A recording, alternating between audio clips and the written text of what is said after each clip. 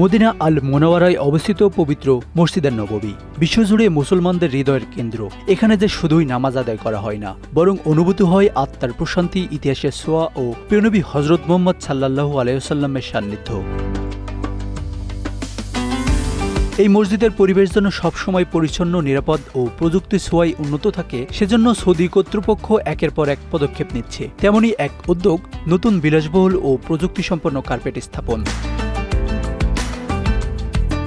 সম্প্রতি মসজিদে নববীর পুরনো কার্পেটগুলো সরিয়ে প্রতিস্থাপন করা হয়েছে নতুন, উন্নত ও অত্যন্ত উচ্চমানের সৌদি কার্পেট দিয়ে। এই কার্পেটগুলো শুধু দৃষ্টিনন্দনই নয়, বরং প্রযুক্তির ছোঁয়ায় হয়ে উঠেছে আরও স্মার্ট। প্রতিটি কার্পেটের ভিতর যুক্ত করা হয়েছে একটি ইলেকট্রনিক মাইক্রোচিপ।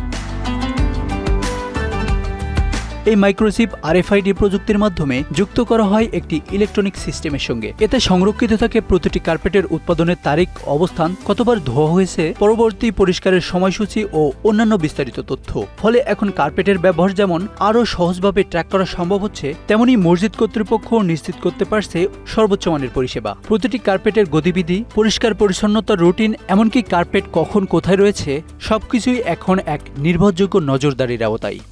পুরো ভিডিওটি দেখতে কমেন্টসে পিন করা লিংকে ক্লিক করুন।